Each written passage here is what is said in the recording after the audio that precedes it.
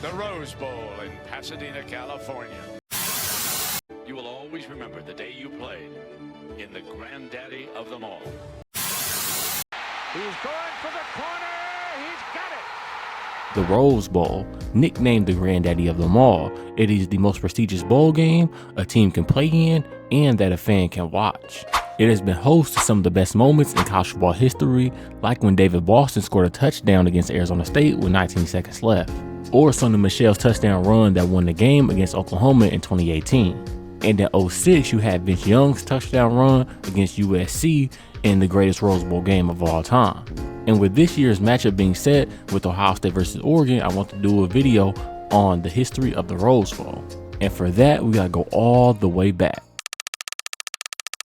Today, we all know the Rose Bowl as this extravagant bowl in this big stadium, but it wasn't always that way. See, back in 1890, some boosters for the Rose Parade decided that they wanted to explore some way to get more tourism to the area of Pasadena, California. So they decided on a football game, and it wouldn't be played in a Rose Bowl stadium. It would actually be played in Ten Park, which is about 3 miles away from the current stadium. And the two teams selected to participate in the first Rose Bowl game was the University of Michigan and Stanford University. This game wasn't even known as the Rose Bowl back then. It was actually known as the East versus West tournament game. The admissions price for this game was between 50 cents and $1, and for an extra $1, you can admit a family's horse and buggy to the grounds. Since Ten Park wasn't used to having football games, they actually had to have temporary stands built for this game. And all of the people that paid between 50 cents and $1 and the ones that sat in the temporary stands did not enjoy a great game. The final score for the first Rose Bowl was 49-0 in favor of Michigan. This game was so lopsided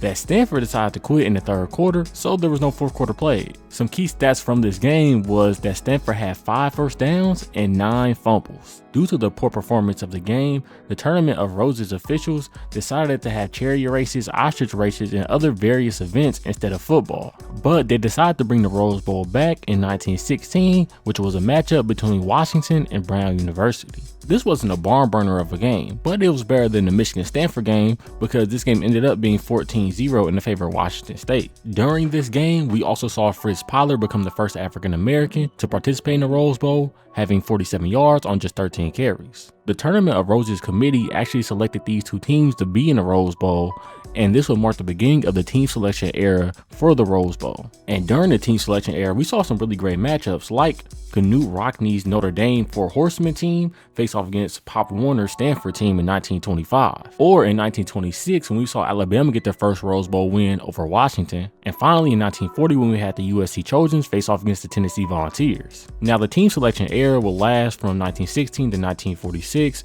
and during this time, we saw 10 teams that were undefeated face off against each other. During this time, we also seen the first ever game played in the Rose Bowl Stadium between USC and Penn State, and we saw a game played in North Carolina because of World War II.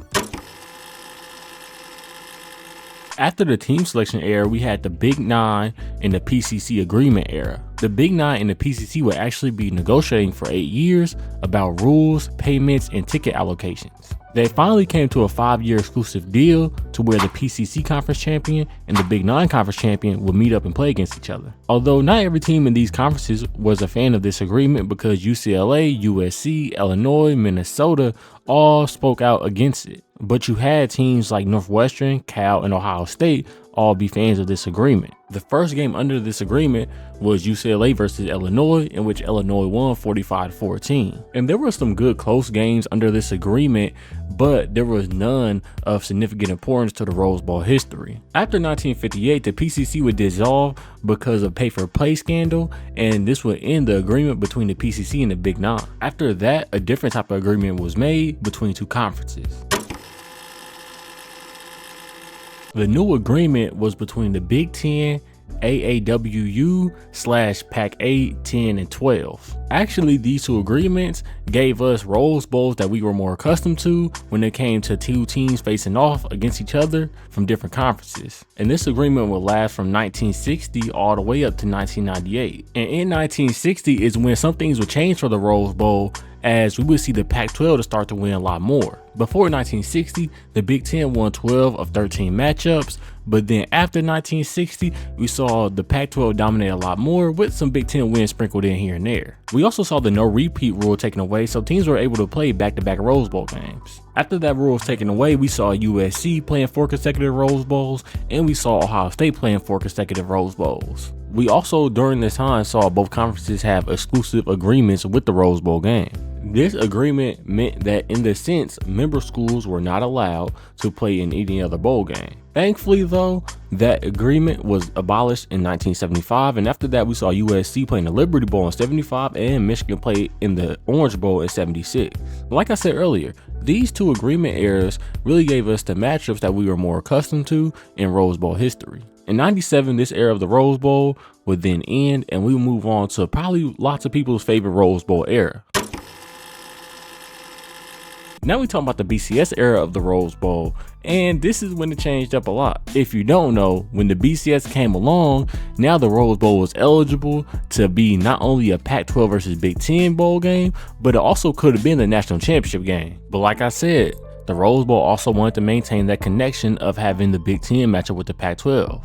And the Rose Bowl did just that, as we only had the Rose Bowl serve as the BCS National Championship game twice in this era. The first time being in 2002 between Miami and Nebraska, in which Miami won the game 37-14, and the second National Championship game came in 2006. The royalty of college football is in assembly at the Rose Bowl 2006. You had a matchup between USC and Texas, and it featured 3 Heisman candidates, and USC was riding a 34-game win streak going into this game, while Texas was riding a 19-game win streak. And if you don't know, this game was viewed as an instant classic and arguably the greatest college football game of all time.